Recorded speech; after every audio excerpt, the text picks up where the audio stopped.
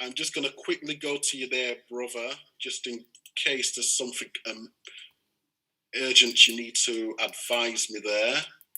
Nothing urgent, Darren.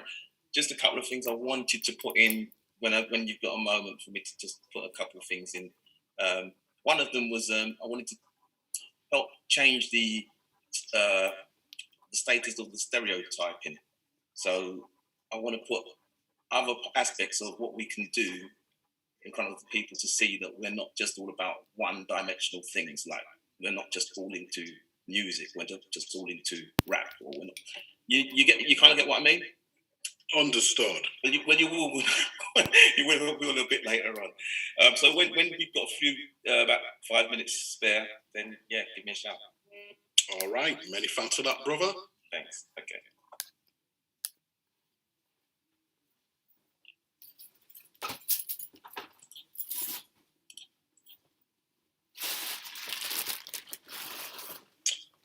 So, our guest for the evening will be a gentleman by the name of Montel Neville.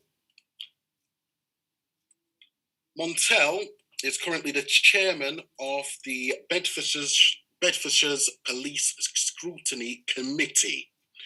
Within that, just to keep it very brief, that means he helps them with regards to police ethics, or actually promotes police ethics, and goes about doing training for them as well. Montel will be helping us with regard to understanding certain topics such as unconscious bias, the actual police training which is done, stop and search, and also use of force. So, before we begin that, however, we do actually have just a short little poll, if you all would be so kind to assist me with that tonight. So, I'm going to launch the poll now. If you all could help me by just quickly filling this in, that would be great. So, I'll give everyone a little bit of time there.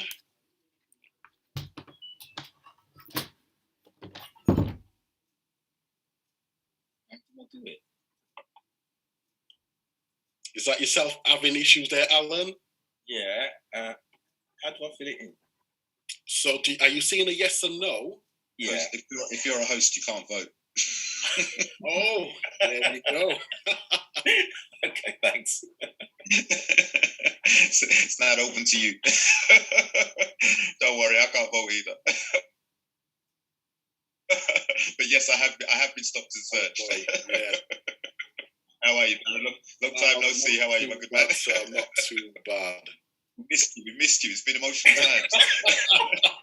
We can hug and later. We got the virtual hugs cracking off. What was I going to say? Also, the chat's not enabled, Darren. I don't know if that's you or Amina. Yes, that's myself. So I have disabled it for a little bit there, but let me enable that now. We're actually underway. There you go.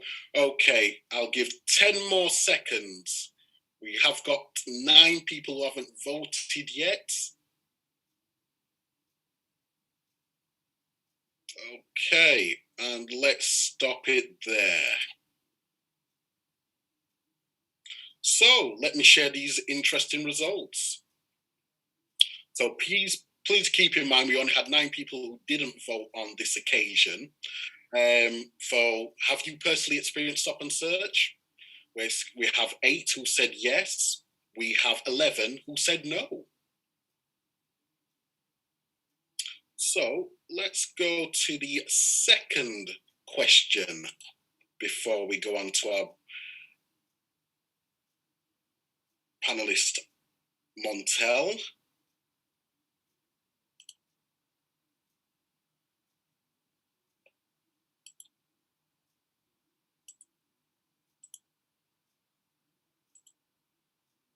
Okay, so the next question should be on your screens now.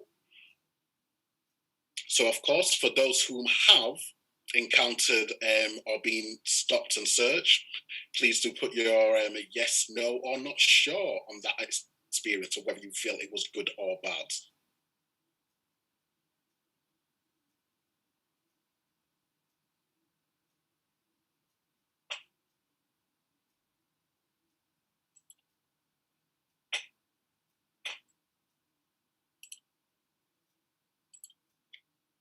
Oh, we seem to have people a tad bit shy tonight. Only 8 people out of 30, well, 9 now. So, yes, I'll give it a bit more time there.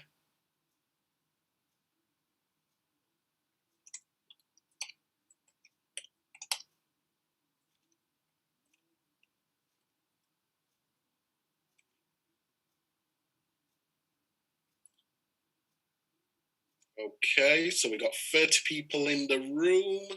We haven't reached halfway off in terms of voting.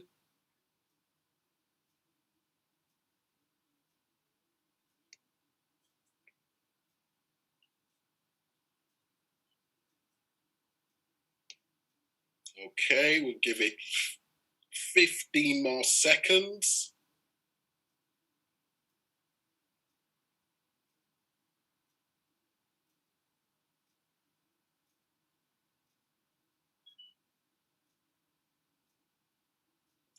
Okay, and we'll call time.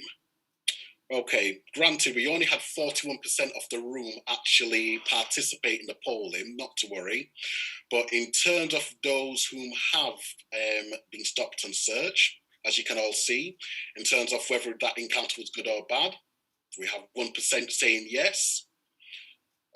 Pardon me, we have one person saying yes, actually. We have 8 people saying no, and we have 4 people saying they're unsure.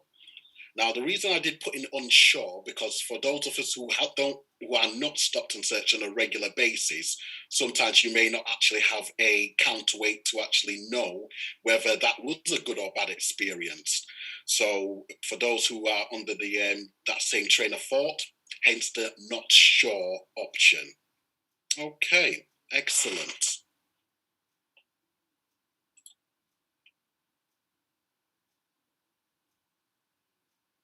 So, with that being said, before we get to our main speaker of the night, Mr. Montel Neville, Charles or Andy, do you have anything to add before we begin, sirs?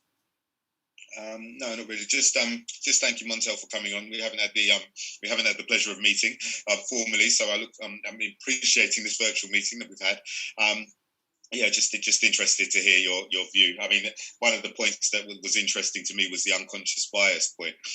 So yeah, just looking forward to hear what you've got to say. I don't doubt there'll be questions as we go through. All right, and thanks everybody for coming on as well, and thank you, Darren, again for jumping on and sorting the stuff out. All right. Not a problem.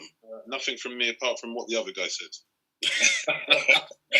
Thank you very much, Andy. Okay, Montel, I've given you co-host capabilities as well, so you can speak as and when you want, unmute yourself and so forth, okay? Right, thank you. Excellent. So, with that being said, I'm just going to quickly look in the chat just before we begin the presentation, make sure I'm not missing anything there. I know, Claudine, yes, I appreciate that. I was trying to work out, without taking too much of the shine of Montel, how I was going to phrase that question, but thank you very much, Claudine. Okay, so Montel, I'm going to go straight onto the presentation, if that's okay. Great.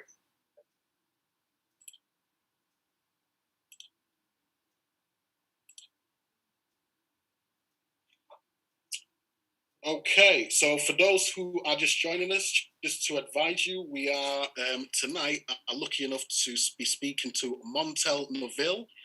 He also will be advising us with the likes of stop and search, use of force, unconscious bias, police scrutiny, to name a few.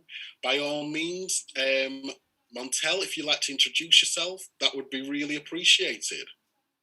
Good evening, everybody. My name, as you've heard, is Montel Neville. I'm a police ethics advisor, and ethics advisor means advising senior leaders in policing on a range of ethical and professional topics. I'm also the chair of Bedfordshire Police Community Scrutiny Panel, and I'm a trainer for both police officers and members of community. I've been working with police forces for just over a decade, over 10 years. During that time, I've delivered training to roughly 5,500 community members in groups of anything from 10 to up to about 30, and more than 2,000 police officers. I've interviewed people to become a police officer, and I've interviewed round about 150, including helping to manage the recruitment of a chief constable. I'm an author, so I write on policing topics and issues of current debate. So I'm asked by some of the main policing magazines to put my spin and my view on police topics. And the important reason for that is many of the senior leaders read those articles, and it helps to influence and shape what they think. Just want to give people a bit of perspective on the UK. So in Britain, we don't have one national police force. We have 43 separate police forces. The largest is the Metropolitan Police, which has roughly just over 29,000 police officers. My area has roughly 1,200. Outside of London, many of the county police forces work together. That's called collaboration units. So Bedfordshire works with Hertfordshire and Cambridgeshire as what's called a Triforce collaboration. Nationally, the senior leaders come together on a committee, and that committee is called the National Police Chief Council. That national body decides between themselves how to interpret and enforce laws across this country. So, for example, when the government issued the new COVID regulation, that comes from central government, but then the Home Office tells the police to get it done, to implement it. And as you probably know, policing is a command and control organisation. So what happens is they decide what they're going to do in each individual area. So each of the 43 different areas. But what that means, the difficulty with that, the challenge with that, is you might get a different experience of policing in, say, Derbyshire to Dorset or Merseyside to Manchester, because how they want to enforce the laws. Many people saw how the police treated the females in London on the weekend. That wouldn't happen in some parts of the country because of how some senior leaders and chief constables work with their community to do a community engagement approach. I also want to highlight something in terms of when people are recruited to be police officers. My force was one of the first forces that put together face-to-face interviews.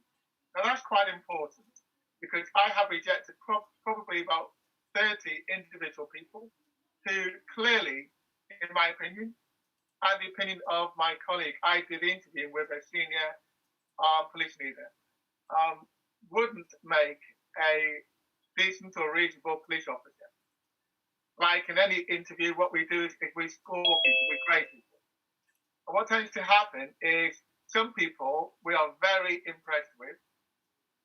There's some who's okay, and then there's others who are borderline. With those who are borderline, the issue there is, will they get better? Will they improve? Will they learn? The other thing to bear in mind, and again, we will be talking a little bit about on conflict rights, is the police of this country come from every background. They could have worked in a shop, they could have been a security guard, they could have been in the military, they could have come straight out of education, they could have worked in a factory. So because of that, they have a whole range of views and they bring themselves to the table. Because it's like in any job, people are who they are. Just because they've got a title, often they are still that individual person. And even with training, their own personal habits often come out. What you'll get is on one scale, individuals who will take a very empathetic, and supportive viewpoints. And then on the other scale, people who will go in on a much more of a hard line viewpoint to anything. Next page, please.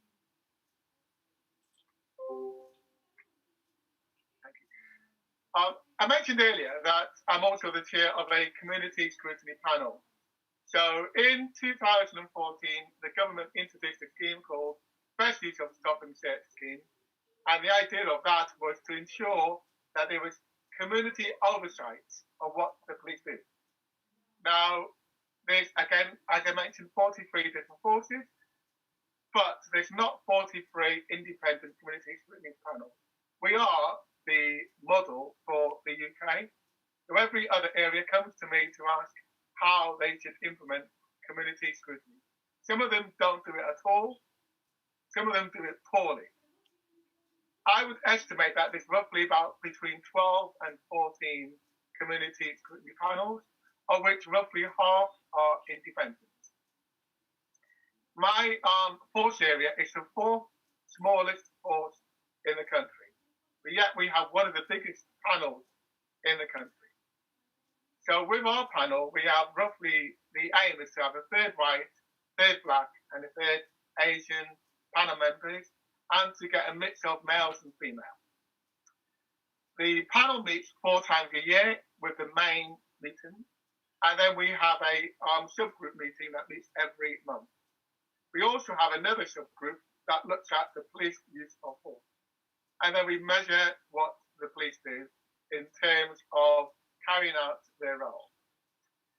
Anybody can join the panel as long as they're age 16 and above and who don't work for the police.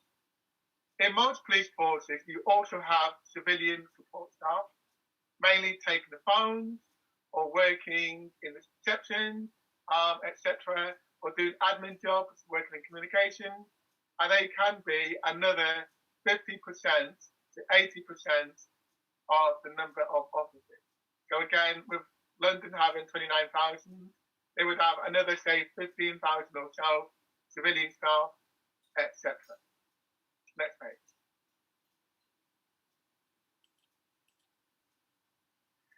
So what is the role of the chair? So the chair's role is to actually coordinate the panel's work. What I do is work to ensure that we have that balance of independent panel members. So we don't have a panel that is mainly white, or that's mainly black, or that's mainly Asian. And the reason for that is the panel must have credibility, it must be supported. What I'm going to do is pause here because I noticed there's a couple of people who have raised their hand. Let me see who they are. Okay, so we first have Julia and then we have Betty. Is that okay, Montel? Yeah, absolutely. Yeah, so Okay. Julian, please. So Julia, I'm going to ask you to unmute. Thank you, Darren, and it's great to see you back. Such a familiar, nice face to see. You've been sorely missed. Thank you for this evening. Montel, I'm just, your opening presentation was great, and I've got to come in where you've talked about the independent scrutiny panel. In terms of recruitment, because obviously, on reflection, some of the candidates who are putting themselves forward as to become either community police officers until they're constables, or if they don't go through the vetting pool through the normal channels of recruitment, because of the independent panel, and you've got an opportunity to access people that way, they're getting an introductory step-by-step experience in terms of court handling, how things in procedures, in terms of policies, what is expected or what's anticipated.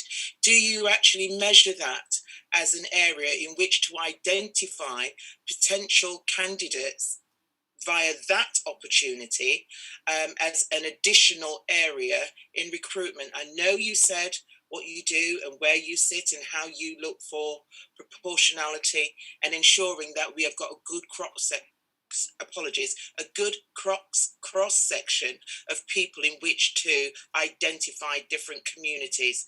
And my second question, once they're in their training process, obviously as a community officer, they will be in that arena for anything between, is it 6 to 12 weeks, maybe a bit longer? 16 weeks. 15 weeks, okay. Why is it then, once that communication has been established, those connections within those areas have been met and maintained within those communities, then is that officer taken out of that area and deployed elsewhere? Thank you for the question.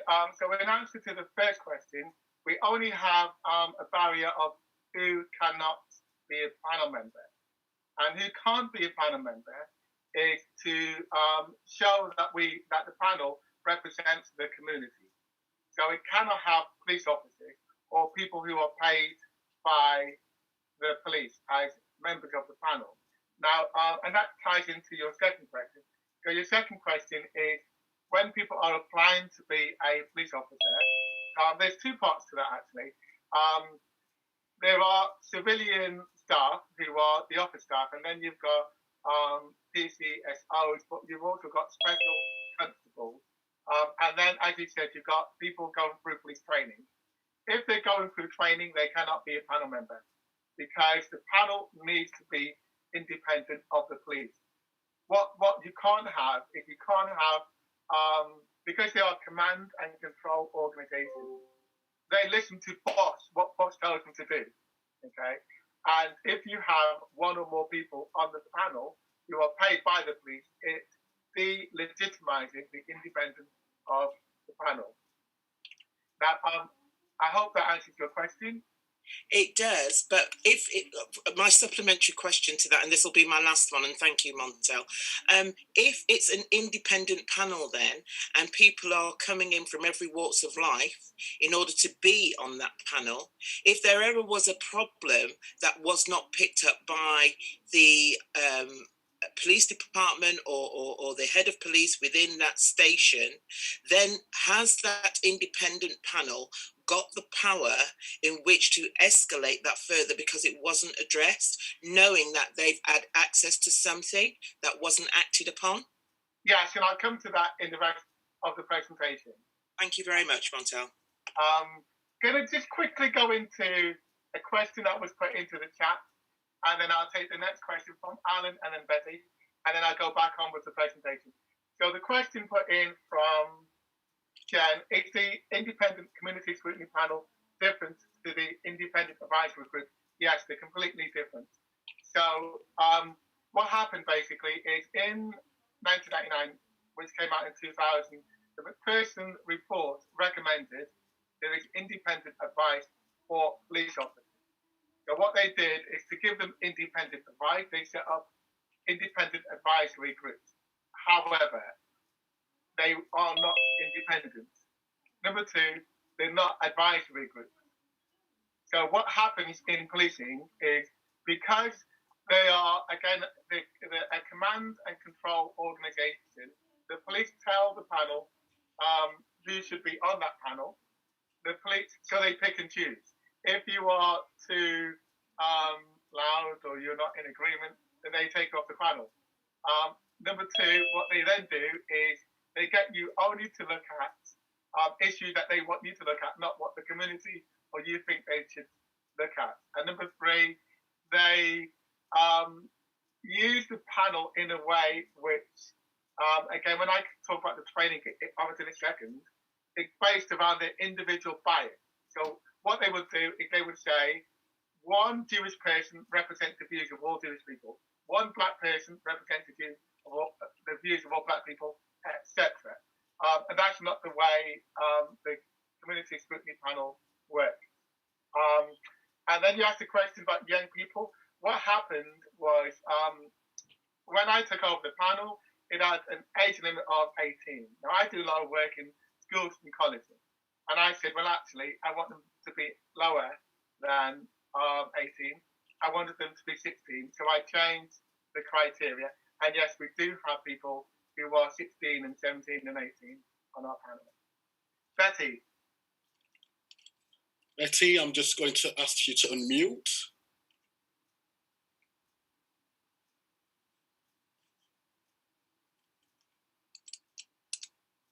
Betty, if you can hear us. Yeah, there Okay, I can hear you now. Excellent. Am I now unmuted? Yes, I can hear you. Hi. Okay, thank you, Montel, for such an interesting presentation. Part of my 4 questions have already been answered in response to Judy, but I have a supplementary one in regards to the panel, and then if I can, proceed to the other 2. Now, you talked about the panel. You described the purpose, but what I'd like to know is what's the impact of that panel, the outcomes and successes you've had across the 40. Okay, so I suggest I continue with the presentation because I've got a feeling that a lot of what I'm going to be replying is actually on the presentation. Yeah, okay. It may be worth me just continuing with the presentation because I can see questions in the chat box that I'm also answering on the presentation, as well as what you just said, Betty. Okay, but if I can, the first aspect, you talked about the 40 different forces across. That's right. Now, what I'd like to ask is if the engagements are for those same 43, do they have the key principles? If they're also governed by the home offices, how is that implemented on a local level? Because that will certainly have an influence on the criteria for recruitment, no? Yes, okay, well, that part is not on the presentation, so I will answer that.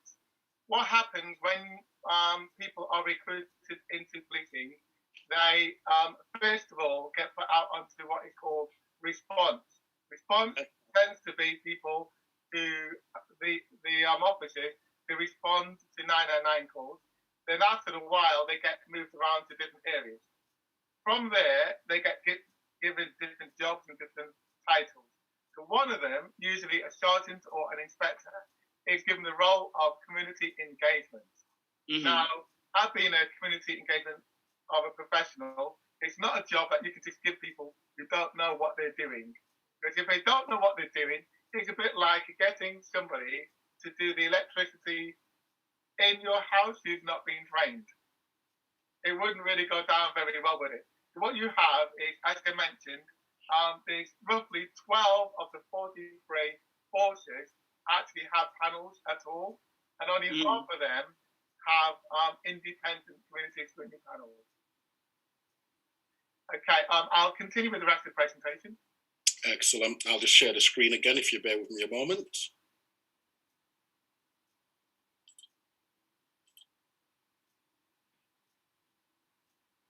Okay, let me know when you can see it, Montel. Yeah, I can see it. Next page, please. Okay, so what the panel does is it checks that officers are carrying out their role in a professional manner. So what we have is we have what's called the Police Code of Ethics, and we have a range of stop and search legislation. So the panel is trained, and I'll talk about the training in a second. Secondly, we make sure that officers act without prejudice and to not to practice discrimination.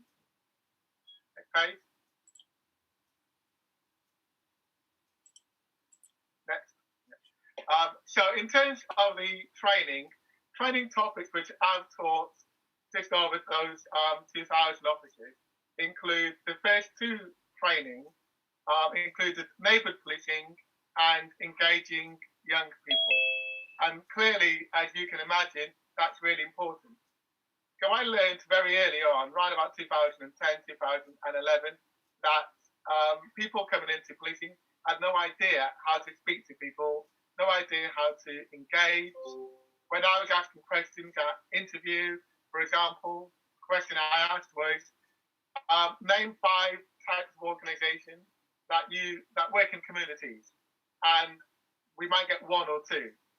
Okay, there's literally hundreds of organisations, charities that support homeless or mental health or youth diversionary or faith groups, etc. So they don't understand the importance of knowing your community, knowing your neighbours, knowing young people. Next, stop and search. So in terms of stop and search, during the police training in every area, they get what's called the national package of training. Now, that is police training police. And I've learned quickly that they avoid the tough subject. They avoid the subject that's important to everybody on this call, and they don't tell it like it is. For example, one of the key issues around the Brixton riots of 1981 that spread all over the country was the police use of racist terms. And that continues, even though PACE came in 1984. PACE stands for the Police and Criminal Evidence Act, came in, and then Macpherson recommended that the fourth clause of the Race Relations Act applies to police in 2000. Basically, in 2000, the police were not complying with equality law. And then in 2010, the Equality Act came in.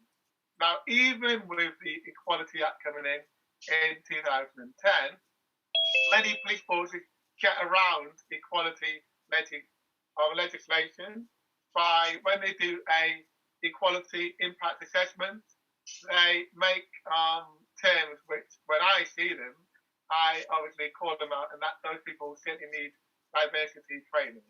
They use terms which clearly people on this call would think would be unacceptable. I do training called procedural justice, and that is about officers acting in a way at all times which is fair, lawful, and legitimate, acting with respect in a way that builds trust for local people. And then I run different types of unconscious bias training. Now, it's actually called Opening Minds, and the reason why it's called Opening Minds is clearly, we all know on this call, not all behaviours is unconscious. Some of it is very conscious. It's important to be real and to accept it is what it is. And one of the things that clearly I'm very much aware of is in policing, they avoid uncomfortable terms. They don't like the term racism or discrimination, etc. But it is what it is, and it's important to call it out. Next page. So the panel members, when people join the community scrutiny panel, the vast majority of people do not know anything about policing. So what they're taught is a 2.5-hour session, and in that 2.5-hour session, they're taught the history of policing in this country. They're taught the appealing principles and the oath, the code of ethics, and the stop and search powers, all the stop and search legislation, and the code of practice. So the code of practice is how the individual laws should be implemented on a one-on-one basis when officers meet members of the community. And basically, they should be using an acronym, which you may have heard of, called Go Wisely. And that is to give the ground for any stop search, the object, what they're looking for. If they're not in uniform, they need to show a warrant card. They need to identify themselves by their PC number and their station, their name, number, and station. They need to talk about the legal powers which they're using and say to the person they are entitled to a copy of the stop and search form and tell the person that they are detained for a stop and search. The panel are also taught the best use of stop and search scheme.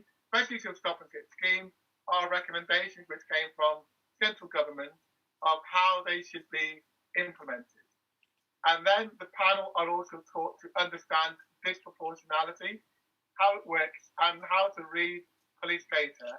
And what you can all do after today is you can Google or look on any police website, and every single police website will have data around stop and search. More and more, they're also beginning to show data around the use of force as well. Next page. Wow. Mm-hmm. Next. So how do we measure compliance? One of the things I learned was just to be completely open and transparent. When officers write down things, it could be right, or it could be a load of made-up rubbish, and I use that term lightly. Okay, so you can't always go on what an officer writes. So there's a national body that oversees policing, and it's called HMIC, Her Majesty's Inspector of Policing, and they are the policing equivalent to Ofsted. They go on those written forms. Well, what I've said to them on numerous occasions, no police officer will write down on a form, I carried out an illegal stop and search on a black man. They ain't going to do that. They're going to say, I had the lawful powers and I was fair. So we don't go on what they write. We go on what we can watch on the police body-worn video. So we were the first force in the country to exclusively look at police body-worn videos and compare it to the grounds that they write onto the police system. And the first thing that we compare it to is the officer accurate and honest? Now, sometimes they make mistakes. Other times, we obviously can't prove if they just didn't know what to write or they deliberately missed out things that are that we can see that they haven't recorded. So the other thing that we do when we look at the videos is we grade the interaction: green, amber, or red. If the interaction is green, it's okay. Green 1 is perfect. Green 2, it's okay, but we've got some feedback to give. Amber is there's training need, there's learning need. Red is different degrees of unacceptability. Next. Montel, very quickly, sir, you're doing an absolutely great job. Is there any way you could either increase the sound from your end by any chance? Let me talk. Is that any better at all? That sounds a bit, but yeah, for me personally, I'm okay. We just have one of the person who's actually on here saying that they can't quite hear it clearly. But hopefully Angel can hear you much better now. Okay, thank you. I'll try and talk louder without shouting. I know people don't like that. Thank you very much. And to those of us who have also noticed that the captions are a tad bit awkward tonight, I must apologise there. As you can appreciate, we're not writing the captions, it is AI. But yeah, it's a tad bit funny tonight. So thank you for those who have pointed that out. So with that, let's just move on. And thank you again, Montel. Thank you.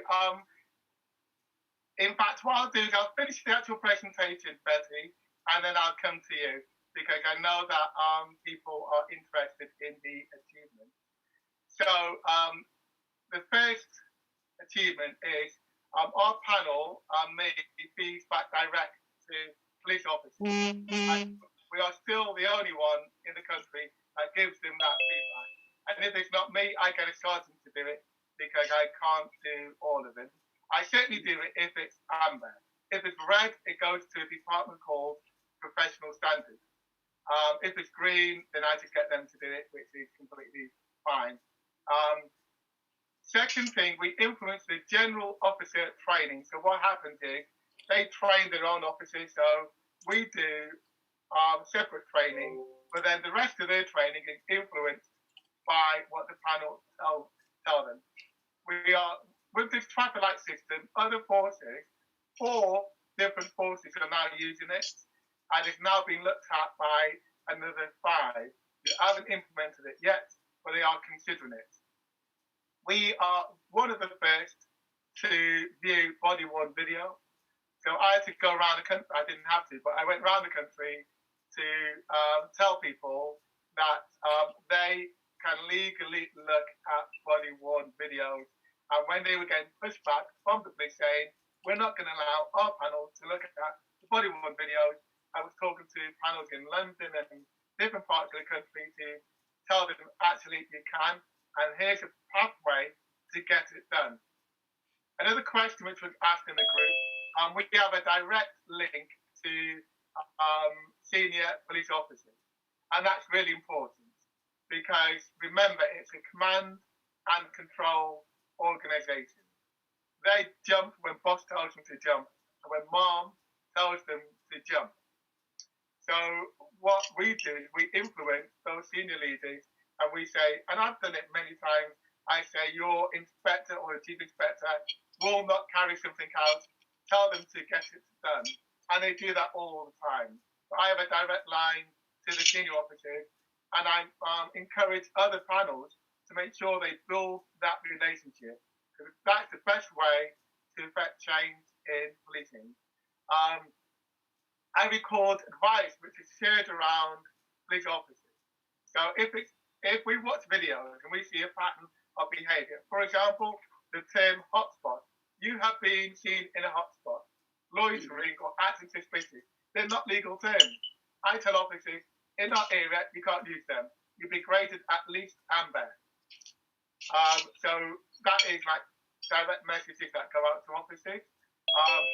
We set the agenda, which is another difference to advisory groups. They get told what's on the agenda. Our agenda is controlled by myself and my vice chair. We set the agenda. We've also established a youth support subgroup. And what difference has that made already? That's only been going for nearly a year, not quite a year. But one of the things that we noticed was officers were too quick to bring out handcuffs and put them on people. So what we've said, number one, you have to justify the use of handcuffs before you use handcuffs, number one. Number two, the use of handcuffs have to be proportionate, fair, and for the minimum amount of time. Now, quite a few officers said, well, we've never had to do that before. Don't care. From that one, that's what you will do. I think that's the last slide. Let me check that for you, Montel. Yes, certainly is, sir. Good. Okay. So, one question from Julia: what is the police doing to improve representation of the Black community as independent custody visitors and police staff on the hate crime scrutiny panels, and ensure the police are anti-racist training? Okay. There's a number of different questions there. Okay. So what you have is you've got independent advisory groups. You've got stop and search scrutiny panels, which can also look at youth support. And then you've got something called independent custody visitors, ICV. ICVs are not normally diverse anywhere. They're not normally diverse. What are they doing to make them diverse? Not much or not enough. It's important to be blunt and honest as what it is. It needs to be better. They need to get that done. Next question that you've had on it. The hate crime scrutiny panel and ensure the police are anti-racist training. So in terms of anti-racist training, they don't really call it anti-racist training, or they don't really do anti-racism, if you like. So in terms of what I do, is I advise officers around our opening mind training, what discrimination looks like. Alan, if you'll unmute yourself, sir. Oh, hi. Yep. Can you hear me all right? Yeah. Indeed. Thank you, Montel. It's been amazing what you've been saying today. It's good insight. What I wanted to ask is that there's a very few, small amount of confidence in the police force. And if building the trust is so important, why don't they do like the mystery shopper, where someone can actually test the police, and see if they're actually doing what they're supposed to be doing? You do this for shopping, but you wouldn't do this for something as important as this. The stakes are very high. If someone goes to jail as an innocent person because of a police officer's willing misconduct, that's pretty serious. So why are they not actually actively making sure that there is no racism and there's no misbehaviour within the police? That was the original goal of the IAG, but it didn't really pan out like that because they're not independent. So community scrutiny panels are doing that role, doing the mystery shopper role. So what we do is we're looking at body-worn videos. We're asking our panel members to go out there. We're telling people to record police encounters as long as they're not interfering, and share those videos with us. And any concerns we feed back to the force executive, the senior leaders. And if someone gets on the red traffic light, what happens to that officer? So what happens, there's three different types of red. One is what's called misconduct or management action.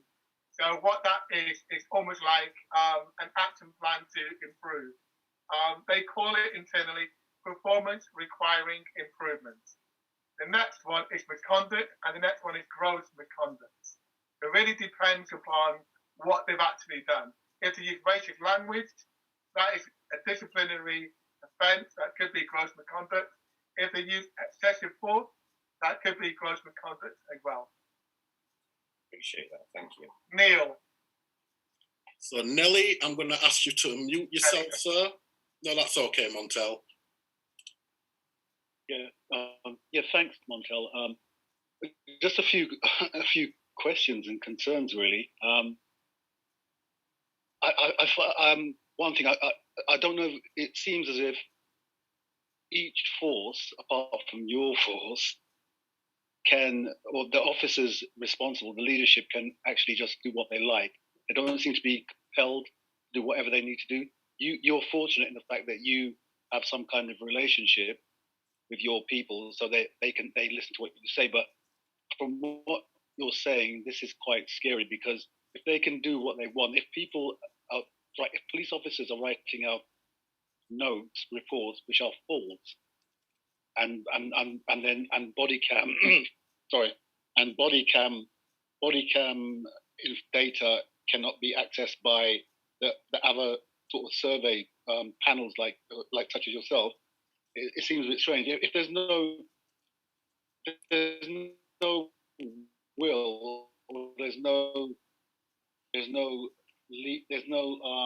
legislation whereby, I mean, I don't see. I just seem to be there's nothing there. There's nothing there to make this work, because if it's voluntary in each force, it's pointless. Yeah. So to answer that question, how scrutiny oversight works in this country is in London and Manchester. You've got two different bodies. You've got MOPAC in London, who are the equivalent to a police crime commissioner in the county. So the police crime commissioner, for people who don't know, are an independent elected representative, and their job is to hold the chief constable to account. They also manage the independent custody visitors. So we work closely with the police crime commissioner, and they've got a national body of police crime commissioners. And I've been lobbying the police crime commissioner to be that body that you're talking about, that can nationally hold the police to account.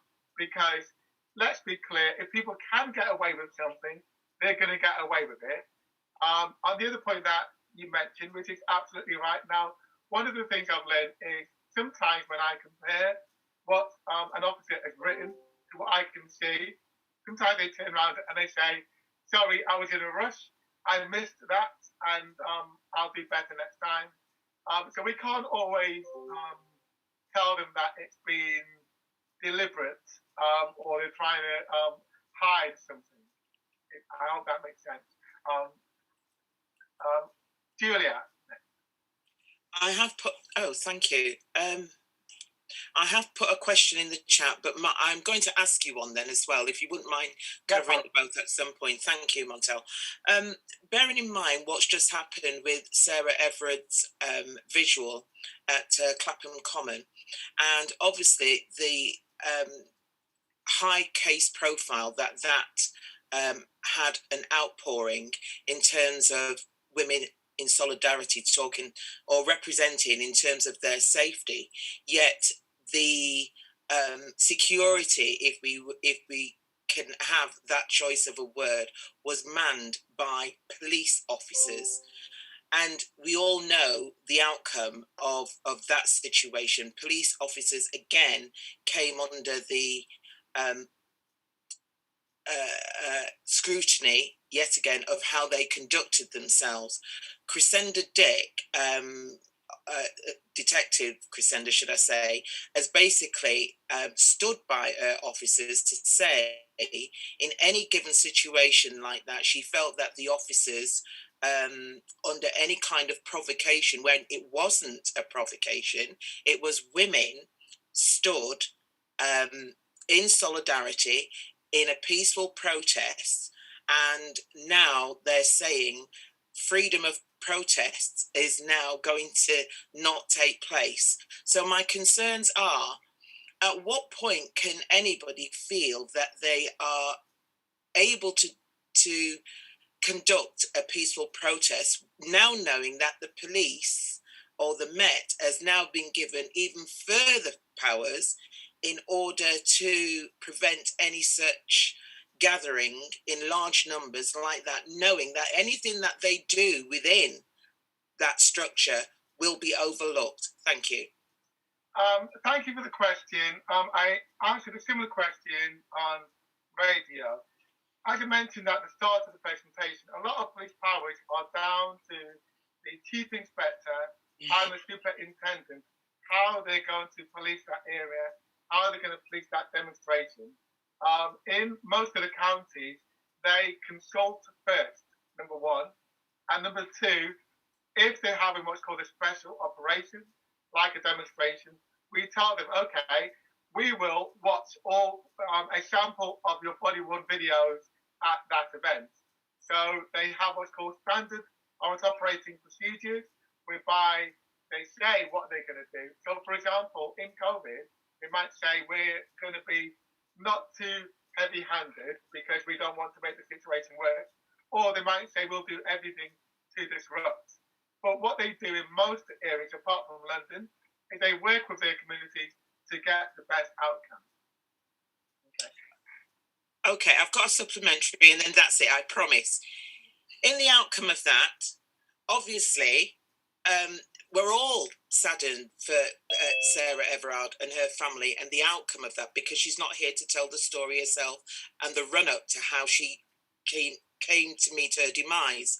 My concern is, why is, as a white woman, she has got all the protective rights, but yet a black woman can go missing, a black woman can be killed, a black woman can be murdered, a black woman can be raped, and no such solidarity has ever been shown. Do you not think that there is a disparity there? Clearly there is, and again, I've been talking on social media about that exact point. It is, and I think it's partly driven by the media in this country. And the media, as you quite rightly said, will focus more upon crimes which are committed to people who are white. I'm going to take a quick question from the chat box, and then I'll go back to people who put up their hand. I've got Teresa and Janet. But first of all, in the chat, what happens when an officer has lied about what has clearly happened and it doesn't comply with the dashboard or on personal video? So it really depends upon if it was a lie and a breach of the law. For example, if they didn't have reasonable grounds when they did a stop and search, or they clearly used force, or they used a baton and they lied about it. If they did that, that's gross misconduct, and they would be fired for that. If it was a mistake and it wasn't a very serious one, for example, if they said that they've used 2 types of force and they've actually used 3 types of force, but the forces were minimum and the panel thought it was justified, then it may have been a mistake. Teresa. Teresa, I'm going to ask you to unmute yourself. Hi, Montel. Hi. Hi, Teresa. How are you doing? Hi, everyone. I'm good. So, Montel, you know, I'm a part of the scrutiny panel with you. You are? And what I would like you to share is the need that you have to get more people to join, like I have done, and, you know, really explain, because on that group, the first meeting we had, the national meeting, when I was sitting in the group and listening to all the different areas, it became very clear to me that the Metropolitan is doing something totally on their own. And I was very concerned when I heard it. And I'm not sure if the group is really understanding how on their own they are. So that's really the supplementary part. And the second part is just to say, there was another job that you were looking for people to do, which is visiting. And I'd like you to share that as well, because I wasn't aware of all the needs that was out there. And being a part of the panel, obviously I'm aware now. So it would be really good for maybe people to hear some of the needs and what they can do. So that's my question. Thank you very much, Teresa. So that people are aware what Teresa is saying here is even though we aim to have a balanced panel, it is very hard to encourage our own people to join panels. They've got something else to do. They don't want to give up the time. They will complain on social media, but they won't get involved, as Teresa quite rightly said, to come to meetings unless we work really, really hard at getting people in. We don't need to work so hard to get our white friends and colleagues in. You know, I disagree. Sorry to stop you there, but I think it's more a case of, one, they're not invited, and two, they don't know. But I don't think there's any black person out there or anyone that wouldn't rather not be in a position to assist. I just think it's more a lack of understanding, or more a lack of understanding of how to do it. So I think that's more the information that we need, because I know that there's a lot of people around me that would love to sit on those police scrutiny panels in order to basically pull up the police on their behaviour. In fact, they'd do it for fun and entertainment. There wouldn't be any major cry for them to do it. They'd do it voluntarily, purely on the basis of the fact that the police need to be held to account. So yeah, I just wanted to just stop you there and say, if that's the impression you've got, that's definitely not what it is. I think it's more a lack of understanding of how to get on there and how to get in there. So if you can give us that information, we'll all join, I'm pretty sure. Okay. Okay, thank you for that. Okay, so there's two things there. So I'm talking about my experience of recruiting people for over 5 years, which I do regularly, constantly, over a long period of time, speaking to people all the time. And again, we've got the most successful panel, and it's regarded as like a template. One of the reasons why areas sometimes struggle, and I hear in the group that we've heard about Lincolnshire, and again, Teresa mentioned the Met, etc. One of the reasons is because the police don't take it seriously. They don't listen. They just do it because they have to. So what you need to do, well, I say you, what the police need to do is they need to empower panels. So what I say to the police, first of all, is you have to accept that having a representative, strong panel will make you feel uncomfortable. That's the point of the panel. The point of the panel is to call it out when it needs to be called out, to challenge your behaviour and your colleagues, and you're not going to like it all the time. And that is a successful panel. If the panel is telling you all nice things, it's a weak panel. You don't want a panel to just to be there, just to make you feel good about yourself. That's not their role. So the key goal there, and this is why it's so hard to work across London, is, and it's been pointed out in the chat, the leaders in London do not believe in community engagement and community empowerment. And you've all heard Ms. Dick talk often about she always defends her officers. Now, in every area they defend their officers, but they defend them from the place of doing the right thing. Jeanette, I'm going to ask you to unmute yourself.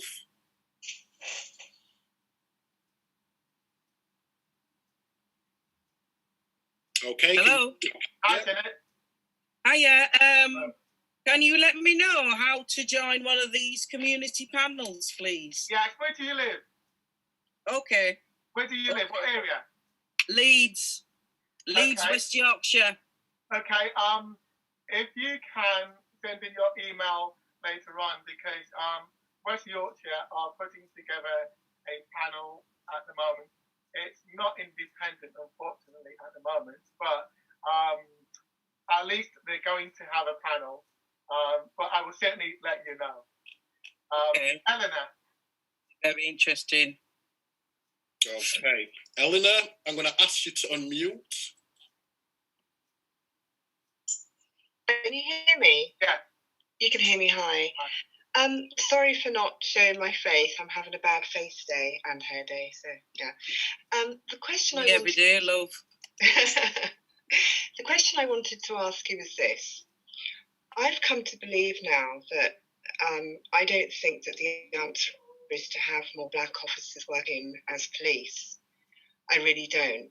I used to think that it would be a good idea to have more representation and to have more representation, to have a force that was more diverse. But the reason that I say this is because my son is actually a police officer. He's a police officer and he joined the force about a year ago, much to my chagrin. I was really, really upset about it. I tried to talk him out of it. I said to him that I have to be honest and say I dislike the police. He knows that I dislike the police. I've never had any personal dealings with them, but I can see what they have done to my people, to be frank. And what I've seen over the past year is a change in the way that I question him constantly. Every time he arrests somebody, were they black, I ask him, how did you deal with them? And I can see a change in the way that he is acting about black, in terms of black people. I can see that he's taken on the behaviours of his fellow officers in terms of the way that he seems to be intolerant towards black people. He seems to see them as problematic. And this is a fear that this is what I think happens with a lot of black and potentially Asian officers who join the police. I think that they end up becoming like the very biased and prejudiced officers that they're working alongside because they want to fit in. They don't want to be. Do you understand? I do. And I hear that too. I hear that internally from officers. One of the reasons is because of pressure from colleagues.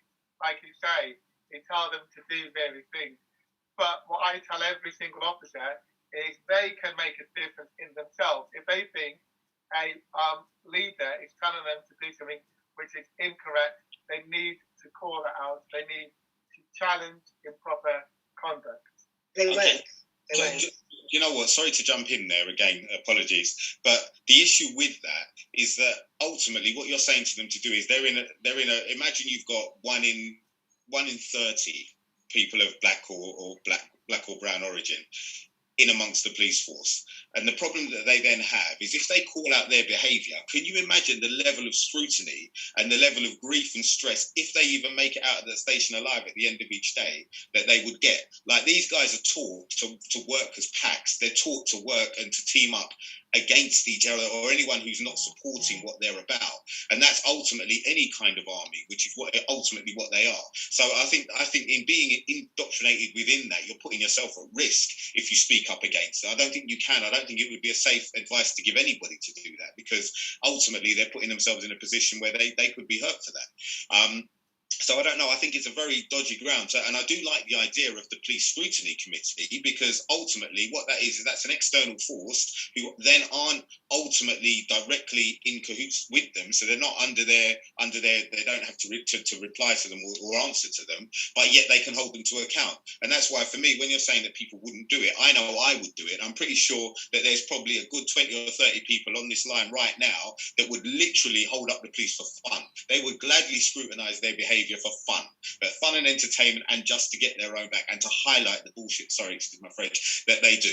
All right, so I just want to say that I think it needs to be approached with caution. I empathise with the lady, I didn't get your name, whose son's in there, and I do think you want to do what you can to get him out while you can. We nearly fell out. To be honest with you, I nearly stopped speaking to him for a long time. I feel you can't imagine the hurt I feel. Out of all of the professions, he did a law degree. He could have gone into anything. Wow. And I don't. Yeah. He was in the army. He was in the army before then, but at least he was working in military intelligence. But he went into this, and it hurt me so much. And I nearly stopped speaking to him because I just thought, wow. I mean, I think all you can do is give him support and offer him support. He's done it because he felt like the need to be a part of. Because you know what? Generally, he did it because he's a bully. He did it because he wants to bully people. To be honest. Well, I was going to say, and I'll tell you what it comes from my experience. What you find is the police officers generally the one who got bullied or was in that, and they feel the need to have that crew around them almost to protect them. So that's my observations from the outside looking in. But yeah, they enjoy the power they get. Could you quickly tell Montel I've sent him a personal message? Yeah, thank you. Okay, I'll take that in a second. But I'll just on Charles's last point. Well, there's 2 points on there, Charles. So first of all, we do have some really good, passionate Black members of our panel. So just to be clear on that point, we do. And every now and again, we get more. And it's always great to see more. So it's not to say it's impossible, but always looking to get more. And I'm on different African Caribbean forums, always advising and promoting what the panel does, because that's really important. In terms of the police reporting on each other, there's a department called Professional Standards, the Anti-Corruption Unit. Every one of them, and I was in one of their meetings today, get lots of complaints which have been escalated to them internally by other officers, is reported on those officers. And every force has a Black Police Association. So just so that you are aware of that. I'll take a couple of questions from the chat box, and then I'll work my way through that, and then I'll take people who've put up their hand. Right. So Montel, just before we do that, and thank you so much that you're also making my job a heck of a lot easier. You're so active in the chat as well. Thank you very much for that, Montel. Just before we do that, I would just like to put up another poll as well. With regards to the amount of information Montel has been so gracious we've given us all tonight. There's a lot there I'm not aware of. I'm going to have to look into. I'm sure many others out here. I'm just going to post a quick poll, okay? See what everybody makes of this one, please.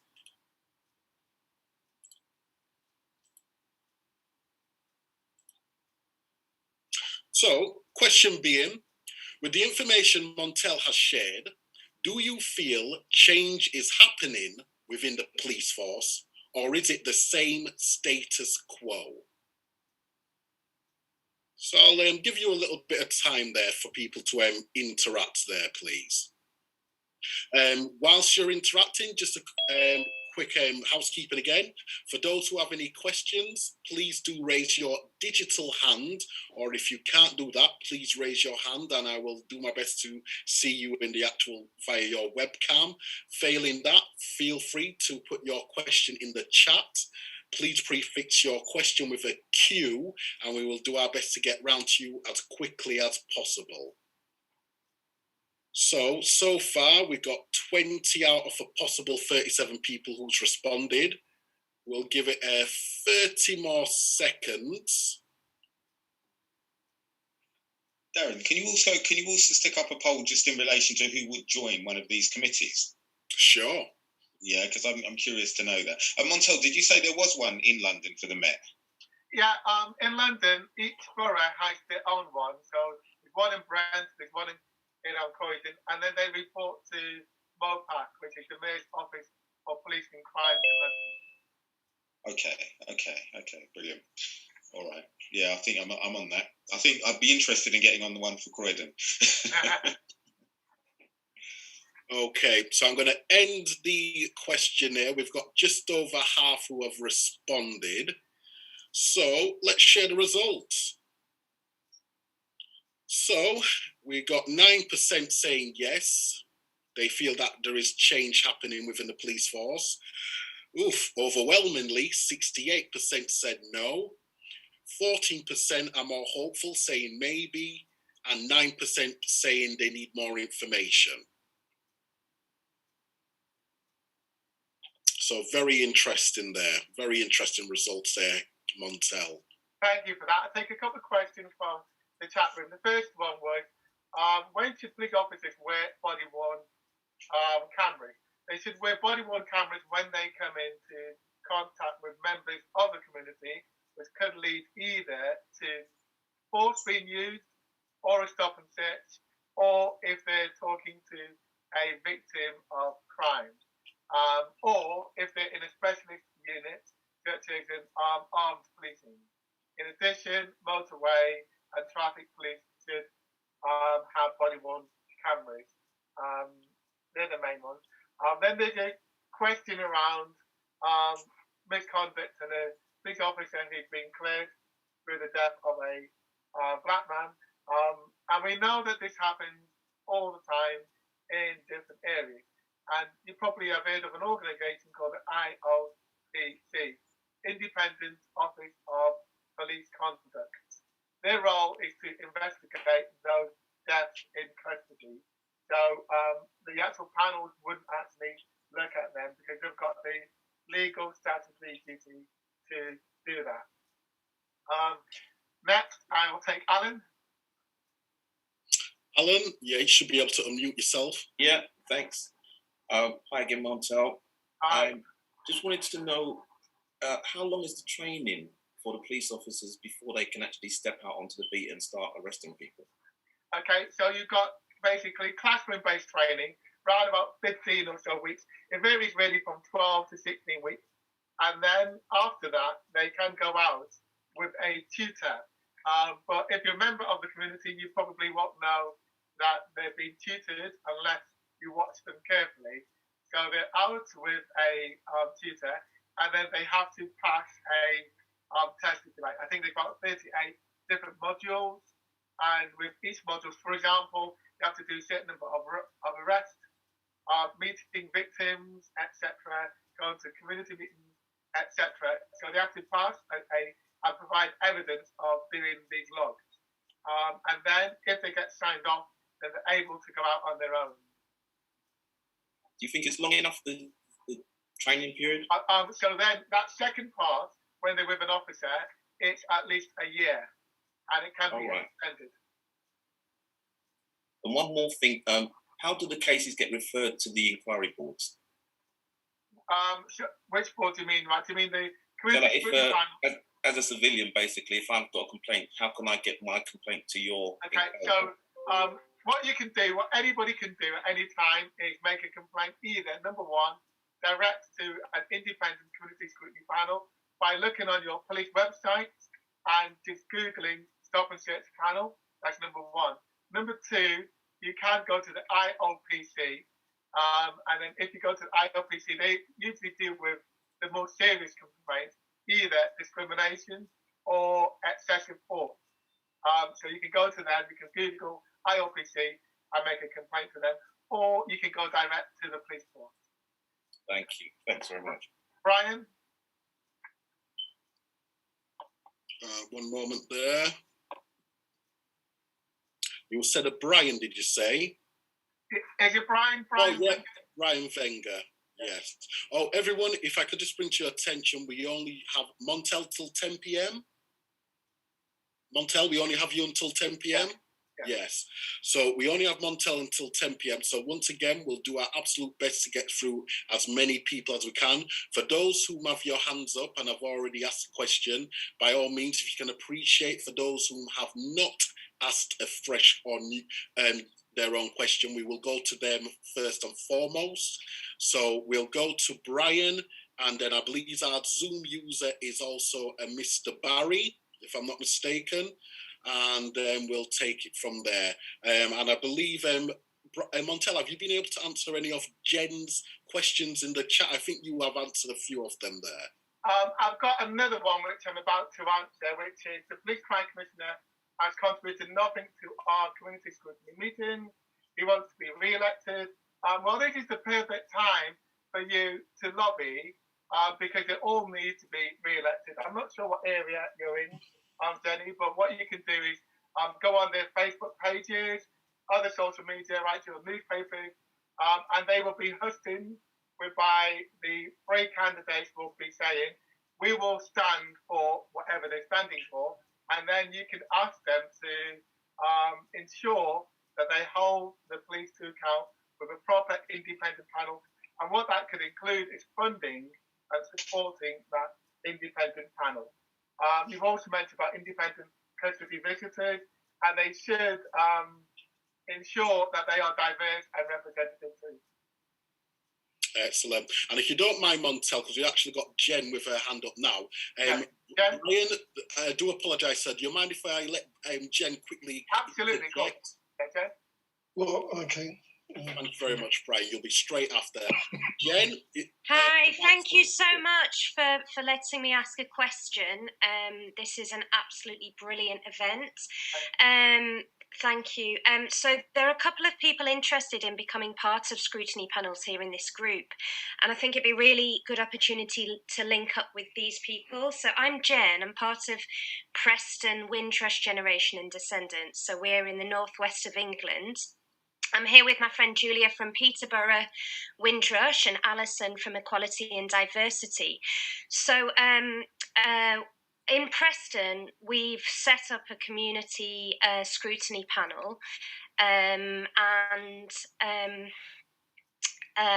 if people are interested, I could send our terms of reference, which is what we've written up to say.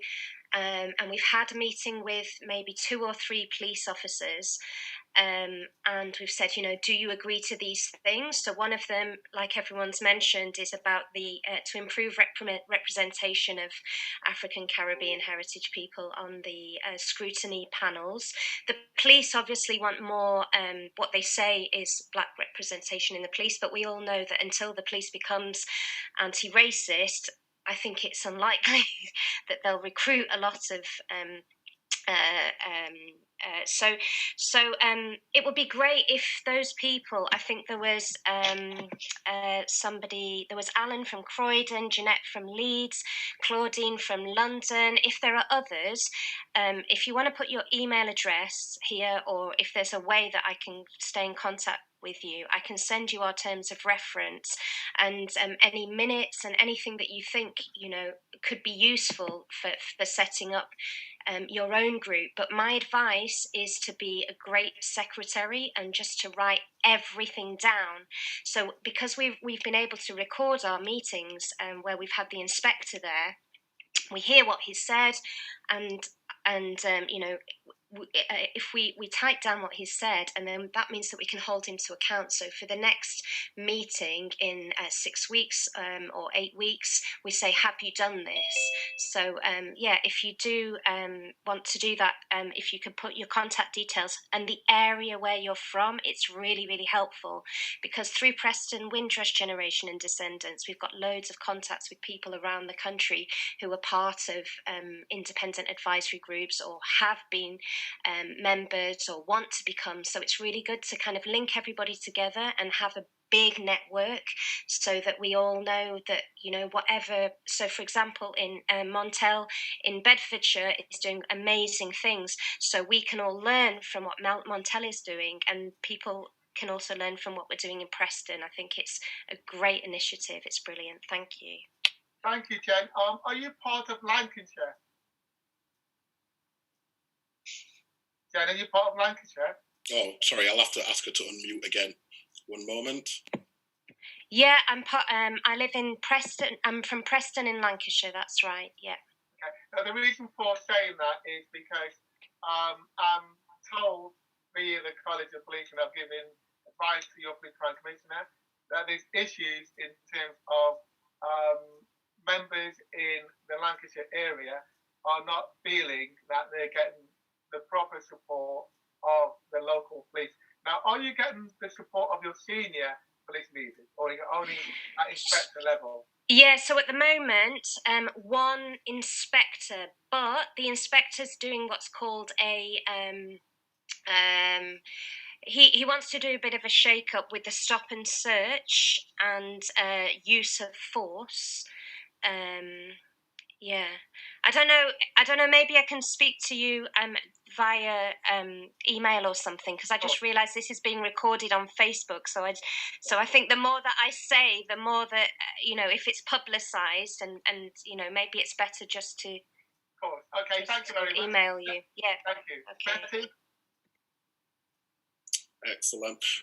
Montel, if you don't mind, we're going to go to a few people whom haven't had a chance to speak yet. Of course. Okay. Can I ask you to tell me who should be next? Okay. There you go. Just consider that done there, Montel. There you got a big enough task on your hands anyway. So, Brian, thank you again for holding there, sir. If you like to come on and say your question, please. Can you hear me? Indeed. Yeah, Montel, I take it you're in the police force. No. Are you not? No. Oh, I was going to ask if you knew Jeff. The commander, he used to be the commander for Croydon. He's a black guy, Jeff Boo. All right, okay. But anyway, what I'm going to say is a bit radical, but I believe that every institution in this country is racist. All right, from NHS to the council to the police force to the fire brigade. So it's very difficult to break down like the police. To get police support for black people in this country, we need an organisation like this party, or we need someone to monitor their behaviour. All right, I feel that white people, I'm not being racist because I'm not into being racist, but I think white people in general in this country. You needed to add on that. You needed to add on that. Some of my best friends are white. So. yeah. Some of my best friends are white. Yeah, that's what I should have said. All right, but I've always believed that in this country they've got it down to a T, much better than the Americans. I call it invisible racism. All right, it's like they don't say it directly in your face, and it's the same thing within the institution. When I worked for Croydon Council, I had, it's the same thing as the other institutions. I had a black lady who was a manager, senior manager. She had a white lady underneath her, a very young girl. She went for a job to get even promoted even further. And on the day, she didn't get the job interview. Well, she didn't get the job. It was the young girl underneath her. And when everyone asked in the team, why didn't so-and-so get the job? Because she's very experienced, she's the senior manager. All right, they said, oh, it was on the day of the interview. All right, so that's kind of invisible, what I call invisible racism. If it was a white person, they would have automatically got the job. Jeff Booth had the same problem when he was commander at Croydon Borough. He was telling us all to get where he was before he became commander. He had so many managers telling him not to go for that job. You're doing very well. Stay in the position what you're doing. We really love what you're doing. He had so much opposition and barriers facing him to get to become the commander at Croydon. Now they've moved him on to New Scotland Yard. So I don't know if they've politically ousted him and moved him on to, well, I'd have to ask him anyway. But I think that this is ongoing and it's always been there. I remember the times in the 70s and 80s when black people went into the police cells and didn't come out alive. So that's just what to that point, I know we got quite a few hands up, so just to ask a couple of questions that you posed there. There's two separate things. Number one, there are people who act in a way which is either racist directly or unconsciously. That's the first point. The second point is, and you're right, that there are structural issues in public bodies, including the police. So I go to meetings and I read things and I turn around to people and I say, that is disgraceful. How come people didn't notice that? Now, probably because I'm the only black person at the table. And to them it was normal, or to them it was believable. Okay, who's next? So we're going to go to Zoom user. Zoom user, I'm going to ask you to unmute. I believe that's possibly a Mr. Barry, and apologies if I'm mistaking you for somebody else. So Zoom user, you are now unmuted. I shouldn't be Zoom user. I'm not me. Yeah, okay. Unfortunately, he's just saying a Zoom user, but that's okay. If you introduce yourself and ask your question. Okay. It's Errol E. Barry. I just wondered whether which the police force or any. Mr. Barry, you're cutting in and out there, sorry. Oh, sorry. Can you hear better? It's like crackling. I don't know if you've got a mic. Close to the microphone. Can you hear me better now? Perfect. Yeah. Okay, I think it's the earpiece I had in. I was just wondering whether any psychometric or, in this case, sort of cultural diversity testing are done to recruits here so as to minimize those who are either openly racist or unsuitable psychologically for the police force. Sorry, I didn't hear the first part of that. I heard you talk about cultural diversity training. Can you repeat the question, please? Mr. Barry, did you hear that? Hold a minute. No. Could you repeat? Now, can you repeat the question, please?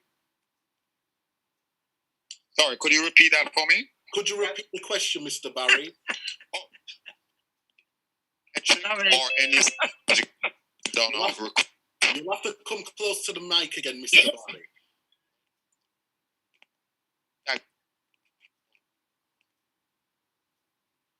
Okay, shall we go to somebody else because I can't hear the question? Who's next?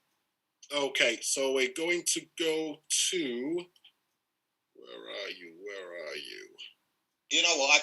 Let me just fill it in. What he asked was whether or not there was any psychological testing done, or if there was any kind of basically scrutiny done to identify if people had like innate race issues, etc., prior to joining the police force. I think that was it. And if I've got it wrong, Mr. Barry, I apologise. But I am curious and interested in the answer, so I thought I'd interject. Thank you for the question. It's very interesting.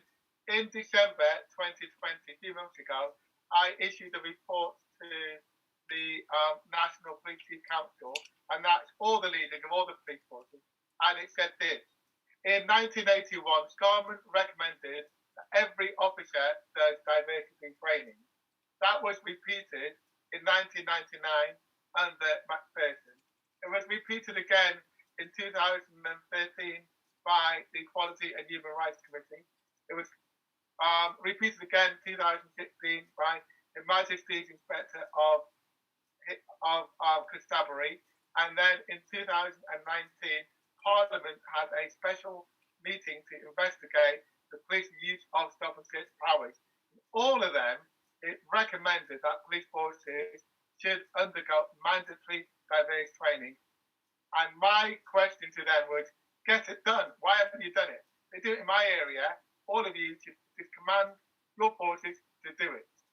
So that's what I'm trying to push nationally. Excellent.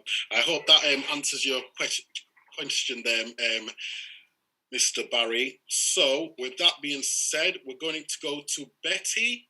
Betty, if you still have your hand up, you should be able to unmute yourself.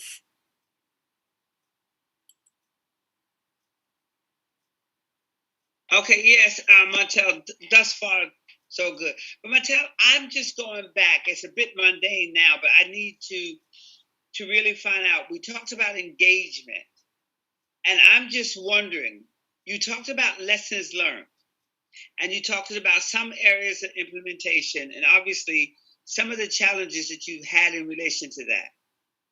How, if any way, and if so, describe them for me, how community engagement occur for the lessons learned, how they're being implemented back down to the community, because it seems that what's happening, from what I understand you to explain, is that this is done and clearly defined within the institution of police, but not then handed down locally to us in the community. So please help me understand how that engagement is actually embedded down into the community. Okay, so it's different all over the country. There's no two which are identical. If they subcontract it out, it gets them better because community members know how to engage. In London, they've got a team which is led by Natasha Plummer, who works for MOPAC, who is the community engagement lead on stop and search. So her role is to ensure that the Mayor's action plan is implemented across London. And what they're aiming to do in London is get the 32 boroughs on the same level. London does half of all the stop and searches in the entire country. And they do 75% of every stop and search on a black person, all done just in London. So what community framework is used for implementation of this engagement, and how would we at local level have an understanding of what the action plan is and how it will be implemented? So there's not a national plan, there's not a national body. my recommendation is community members should work with the police crime commissioner, because ultimately you need to be able to influence the police bosses.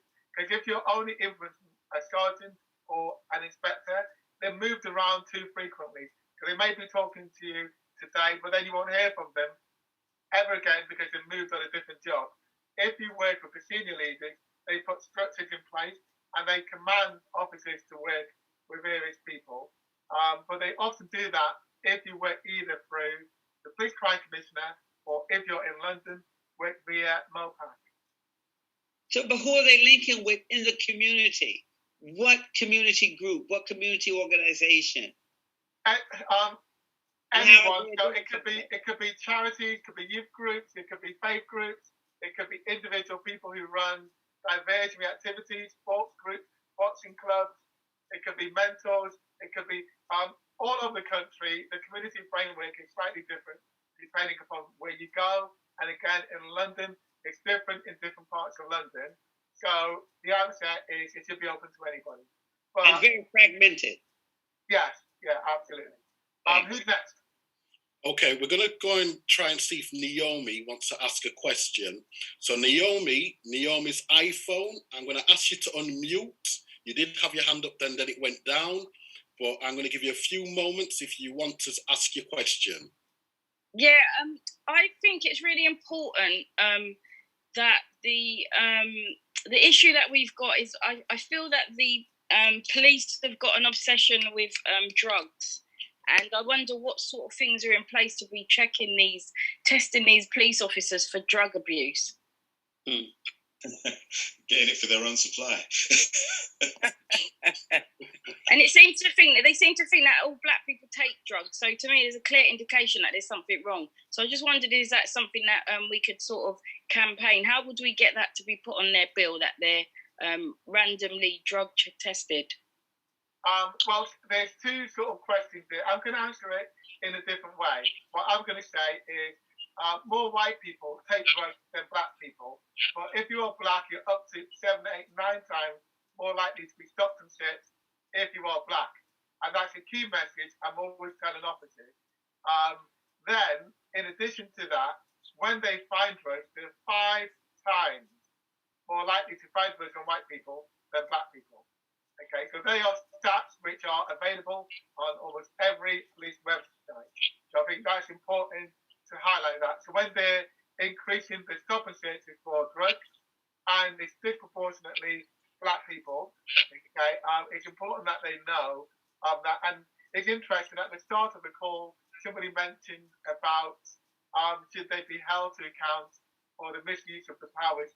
Absolutely, of course. No, I don't think you're understanding my question. What I'm saying is they seem to have a weird obsession for drugs, and I've only really seen that behaviour in drug addicts. So I think that might be a clear indication that they might have a drug problem. Okay, well, I think it would be good to introduce random drug testing for these officers, like on building sites in construction. It's part of it's part of their job, and because the police have got such a high responsibility, is that not something that you could help us to make happen? Unfortunately, I couldn't. No, I don't have any authority to get officers to be tested for drugs. Who do we go to next? Well, I think we've got a problem then, because until that's addressed, because I'm pretty sure that once that was implemented, you'd see half of them drop out of the job. Yeah, they won't be able to stop and search and take other people's drugs. All right, thanks for answering my question. Thank you. Thanks, who do we go to next? Yeah, unfortunately, Naomi, I think if you're trying to go down that route, as much as you may hate me saying it, it may be a case of lobbying your councillor or MP. I think that's as best as you're going to get at this moment in time. Because the irony with what Mansell said as well, even in the US, I think some may be aware of those statistics, apparently the so-called those who take drugs, illicit drugs in the US, it's similar in terms of equal amongst blacks and whites, but hey, what a surprise. Mostly black people are being arrested or questioned or cautioned for taking these illicit drugs. Surprise, surprise, we have the same nonsense over here in the UK. Anyway, moving swiftly on because we haven't got Montel for much longer. 10 p.m. he's going to be wrapping up. So, like I said, I'm going strictly to people who hasn't had a chance to speak yet. So with that being said, just so you know, I'm going to go to Martina and then to Carrie, and then if we've got time, to those who still have their hands up. Thank you. Martina, I'm going to ask you to unmute your microphone. Oh, hi. Thank you very much. With regards to the young lady who just spoke before, with regards to the drugs and things like that, my main concern as well is the county line. Because I just feel that the county line, I feel, is the police using it in terms of with children in care, right? And this is how they're operating the whole system, right? To make money and to do their own things. And that needs to be looked at very closely, all right? Some investigation needs to be done about that, because I feel that the police have some involvement in this county line business to do with the drugs. Sorry, but that's it. I have a lot more to say, but I ain't saying it now. Thank you. Thank you, Martina. Thank you very much. I think that's more of a statement than a question, isn't it? Who's next? Okay, over to Carrie. Carrie Kelly, I'm going to ask you to unmute your mic. Hi, I just thought I was going to speak after they maybe have answered the lady's questions, or are we just going to fire them? What we just heard was more of a comment rather than an okay. My question is that I think we all need to try and be accountable in our own areas in which we live. And for me, one of my things is police brutality, the stop and search situation, which is making them accountable for their actions, and obviously the violence that they may do. Maybe the lady that mentioned it earlier, Naomi, about the drugs thing isn't so far-fetched, but it needs to be maybe based on you can stop these people in the police force and you can say to them, how have you been doing? Have they checked out? There have to be a scrutiny on what they do, because otherwise these people will never be accountable for what they do, and then they continue to get away with things. So if we all, maybe we could just have a template that we could all send to our police commissioners in our area, but this is what we want. I'd like them to ask the questions. So help us do that. That's my question. Yes, good point. So what I've done is I've written templates which I've shared with the National Policing Council. What I'll do after this call, I'll share it with your guys here. We will forward it on to you, and it will highlight some of the best practice in community scrutiny. So you will have a template that you can take forward. A question in the chat: are the police allowed to rewrite your statement and forward your signature? Absolutely not. Who's next? Just to back onto that statement there, someone said to me in business once, who watches the Watchmen? And I think that's the relevant question here. Who watches the Watchmen? Because I think that's really what needs to happen, and that's where the issue is. Sorry, I just wanted to jump in with that comment. No, you're right, I totally agree. Excellent. So one question I would ask Montel, and I'm not sure if you're at liberty to ask this. So you did mention at the beginning that you have interviewed at least approximately 150 people to become police officers. Yeah. Okay. May I ask, if you, like, again, you're at liberty to say so, what are those kind of questions you asked? Once again, we've had Mr. Barry ask, literally go along those lines. Really, we should be having psychometric questions put towards these kind of people. But once again, are you at liberty to sort of like divulge? Yeah. What I'm going to do is I'm going to tell you roughly how it works, because the reason why I'm not going to tell you all the actual questions is because somebody on this might be applying to the police, so we don't want to tell them everything. But I'll give you a flavour and an idea. So what happens, first of all, they have to fill in lots of forms, and then they get vetted. Then if they pass, if they're in the county, they get invited to Birmingham, whereby they take a day of testing. In London, they go to Hendon. So they do. Hello? Sorry?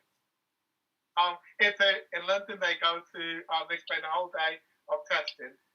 If they pass that, then they get interviewed. Now, the first question we ask why do you want to join the police? And that's really to relax them down. And then we ask them questions about who they are and what they're currently doing. And then we go into it in terms of what do you know about policing? And then we give them scenario-based questions. What would you do in different situations? So that's the sort of flavour of questions that we would ask. Okay, appreciate it for that. Okay, so we're getting close to time there. So Can I jump in, Darren? Well, that's what I'm just about to do now. You've read my mind. But yes. I've got burning questions here, but I'm trying to hold it down so everyone else can get to speak. But just a quick one: How effective do you think the whole policing of the police is working? How productive do you think it is on an overview? I mean, how much do they listen? How much do they interact? Do you see what I mean? What's the Yeah. So it's patchy. It's patchy in parts of the country. I'm talking to chief officers, and some of them don't even know what their constables are doing on the ground. I'm telling them because members of their community are calling me and telling me about issues. So I tell the boss. So what happens is people in this country don't know how policing works. They think it's the constable you talk to. You don't. They'll tell you whatever they want to tell you. They listen to the sergeant. Sergeant is called the supervisor. The supervisors are led by an inspector. Those inspectors are controlled by a chief inspector. So the chief inspectors operate in units, and they control the response policing and the neighbourhood policing and beyond policing. And then you've got what's called a force executive from superintendent and above. If you want change, it's the superintendents and above, because they say jump and those officers jump. They say you will do training, they will do training. The superintendents and above can take whole units off to get them trained. They can say you will do diversity training, you will allow your bodywork videos to be monitored, and if the panel grades you red, you will be sent to PSD. The other thing that happens is we can only look at videos every now and again, but we need to rely upon the sergeant to carry out the instructions of the panel. Okay, so that's why we need to have the support of the superintendent, because we speak to the superintendent and say, how many of your sergeants have you ensured have done X, Y, Z? And then they feed us back. Quick question. Do you feel that they use this as a method of pacifying us? Because what I notice with a lot of the police generally is a lot of the time they don't care about what we've got to say. They pretend to have an empathetic ear, but in reality they don't care, and they do very little about it. So the real question I'm asking is, do you feel that it's productive in actually implementing change within the police? Do they actually give a shit about what we have to say? Well, good point. It's a good question. So there's two answers to that. There are some who don't care, who don't give a damn. That's number one, right? There are some who really care, but who don't know how to do it. So they might be great at something, but they're not very community minded or engagement.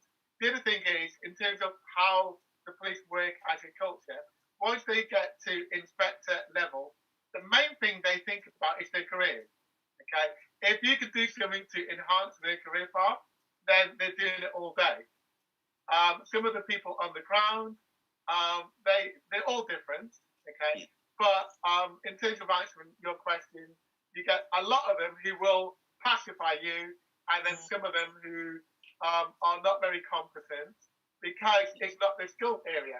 Like, I can't work in a hospital because I'm not a trained doctor. Okay, so if you get a police officer to try to do that role, they're not going to be very good at it. We've all got our own specialist areas, haven't we? Who do we go to next? So if we go to Nelly, please. And once again, we're cutting it very close in time. So Nelly, if you could just be very concise with your question there, sir. Yeah, thanks, Michael, again. What you've been saying is that there's no way, like you just said, we're getting a lot of interference there, Nelly. I don't know if it's your earphones. Sorry, can you hear me now? Much better.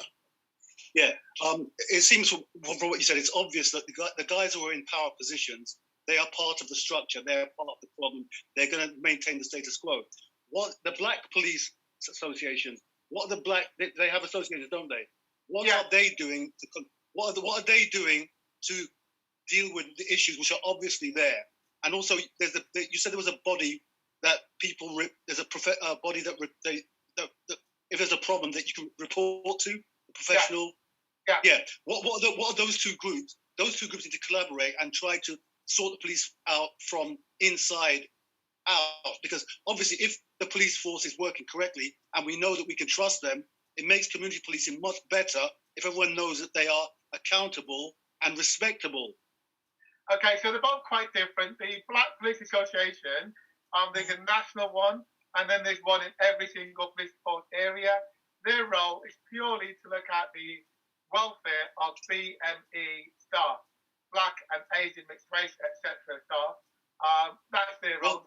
Sorry, Montel. Their brief needs to change. The only way it can be dealt with is inside the force, and these people know what's going on. Yeah, well, what they do as well. So the first job is to work to look after those staff. Okay, but like I did mention a organisation earlier called Professional Standards Anti-Corruption Unit. They quite often have representatives who sit on there who influence change from that way. The other organisation which I mentioned was the IOPC, the Independent Office of Police Conduct.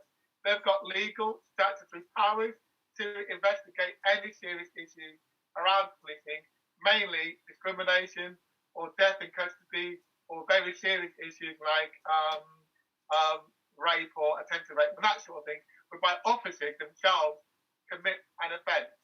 So either it can be done locally or it can be escalated to the IOPC. Who do we go to next? Claudine, because she hasn't spoke yet. So Claudine, I'm going to ask you to unmute your mic.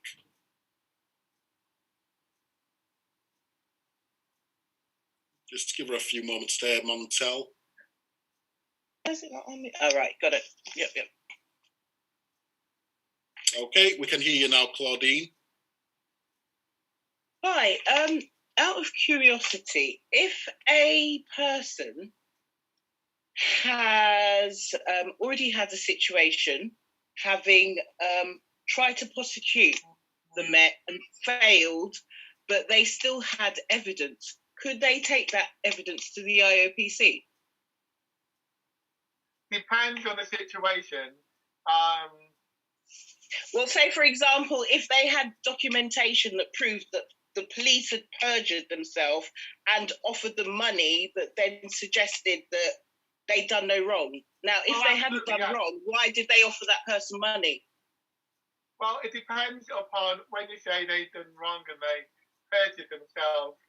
It would really depend upon the actual situation. What the internal police forces do, they deal with anti-corruption. So if it's a corruption issue, that's local policing. If it's discrimination, if it's use of force, excessive force, death in custody, IOPC. And what's the percentage of their success rate for people that look like myself? So here's the problem, actually, and I was having this call today. One of the changes which I'm working on is the police do not like to determine that the officers have committed discrimination. Now, I shout at them that they must call it what it is. If it's discrimination, that's what it is. If it's something else, that's okay too.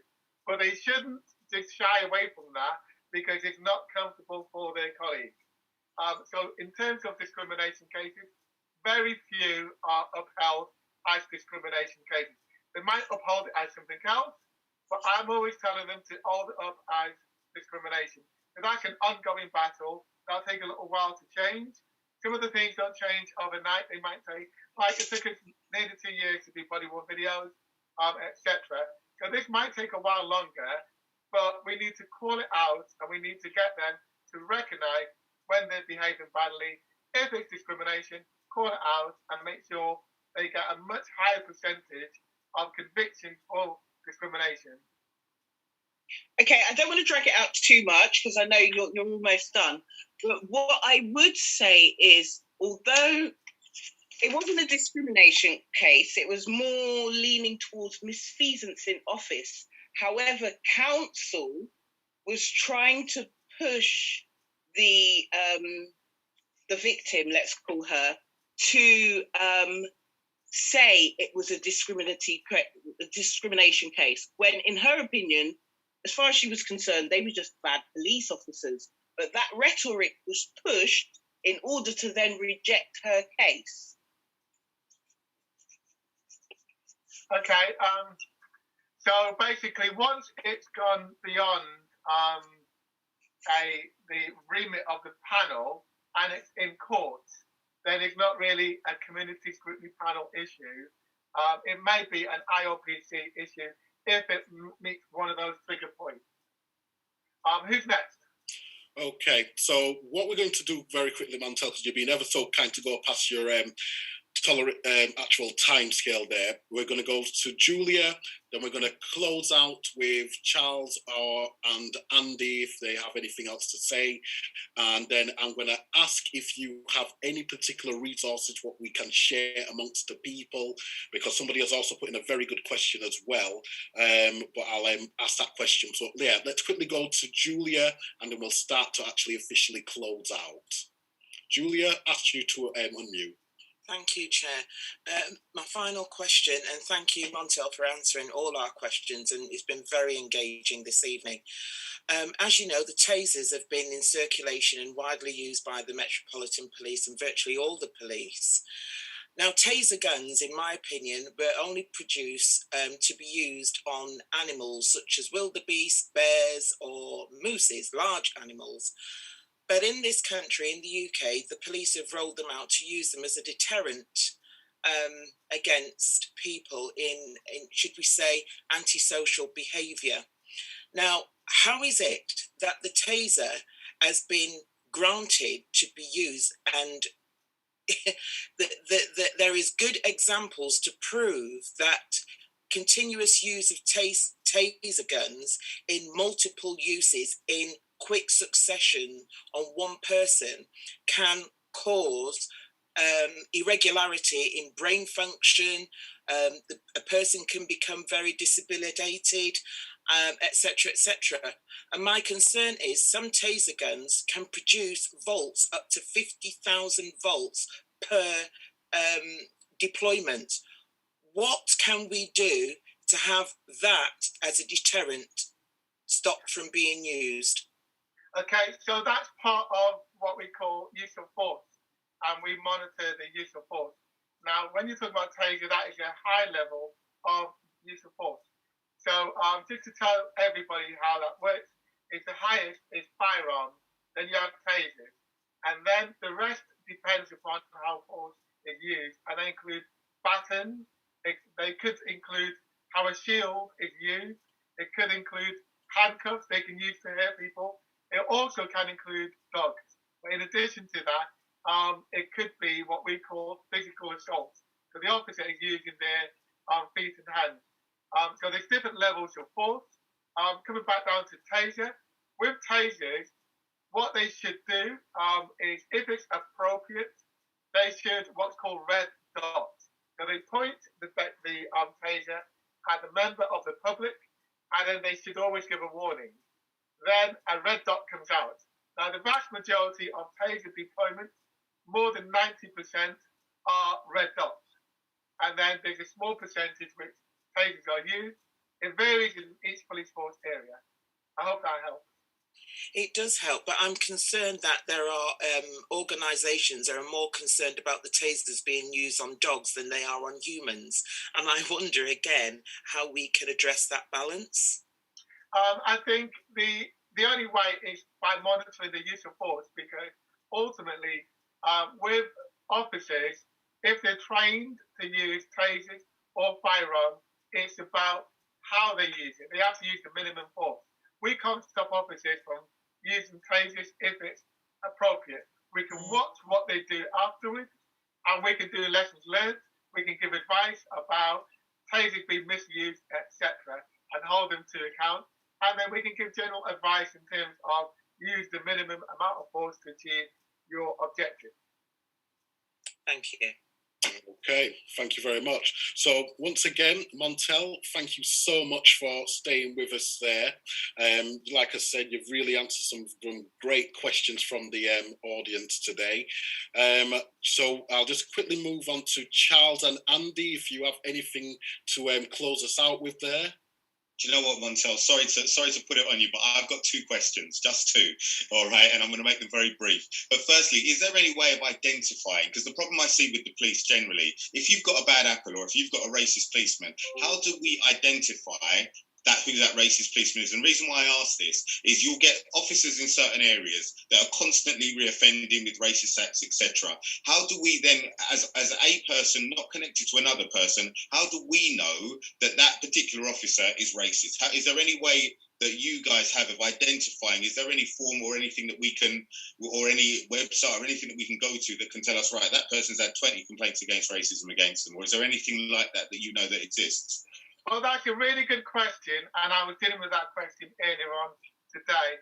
Now, what tends to happen is, I've been mentioned in the previous answer to a question, the vast majority of referrals are police reporting on police. So what tends to happen is the individual might not know if the officer is racist. Very rarely will they use explicit language, like the N-word or whatever, or they won't say, "You black X, Y, Z."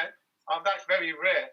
So if an officer approached you and they was polite to you, but they could be racist because they're only stopping black people, or they didn't have reasonable grounds, that in itself could be racist.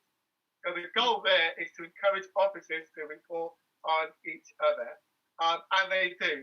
That's number one. And partly of that is to work with those officers who are caring and compassionate, and there are in every area.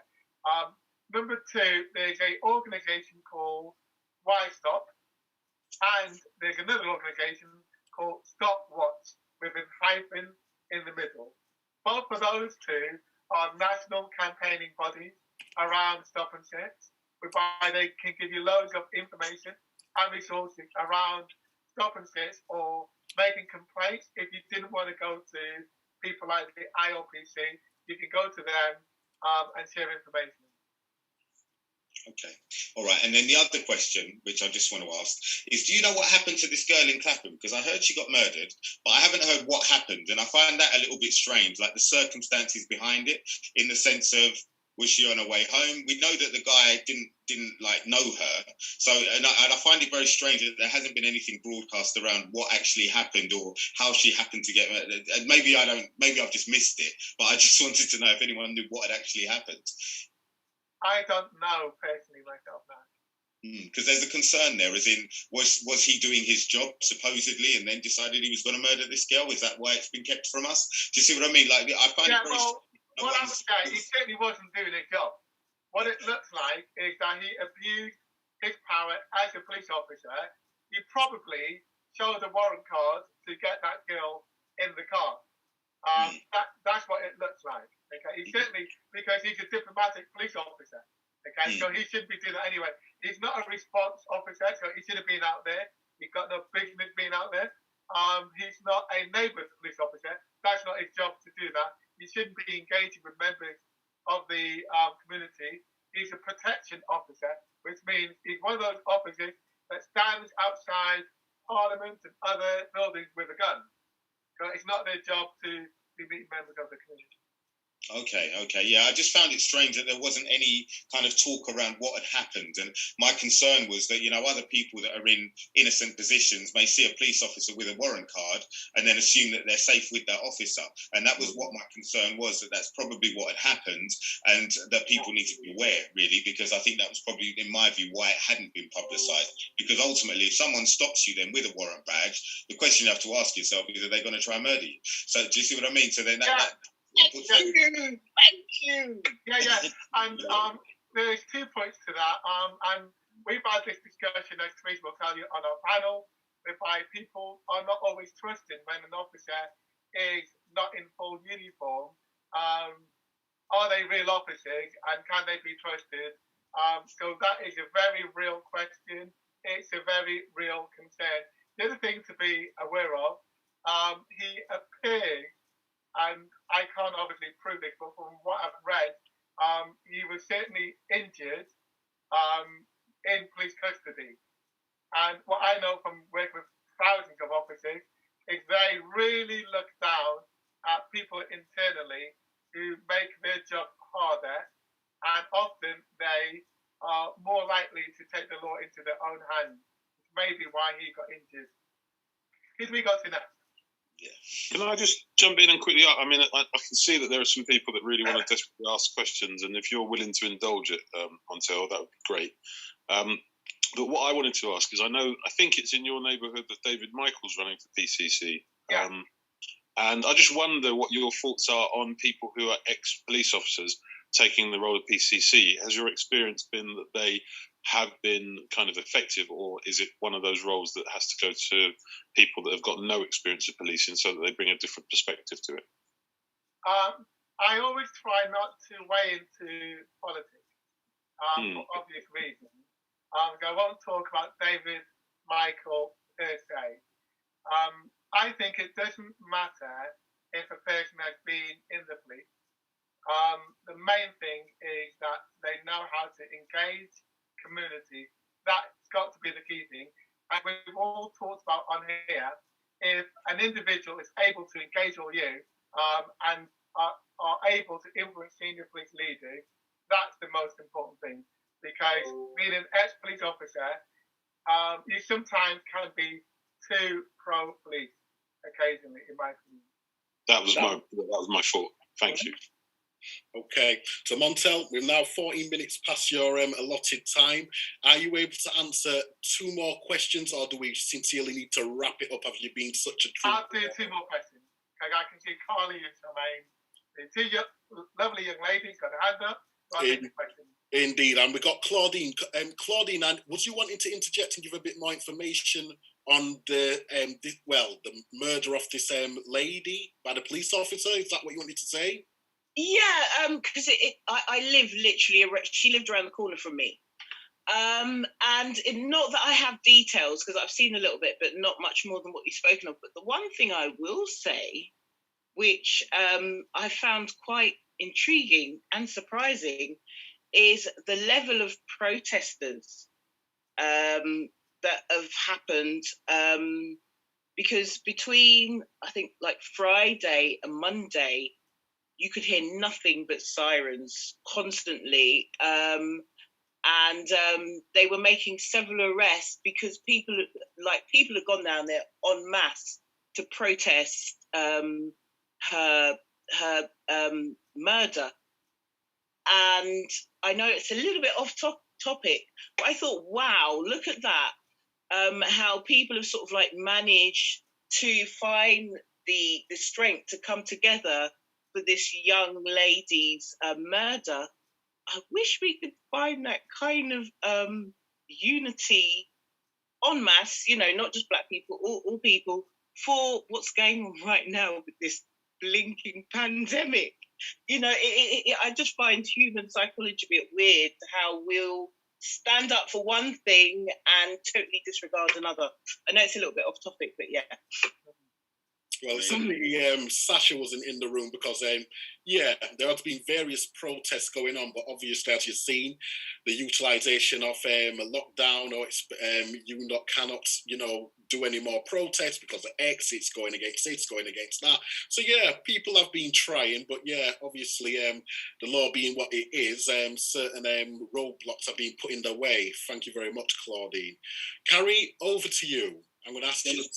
There was one lady, I think Janet, I saw throw her hand up, and she was upset because it had gotten taken down or something. And then I just saw it in the thing, so I just thought I'd mention it. Yeah, unfortunately, my auntie's left now. She must have got that fed up now. So unfortunately, she's gone.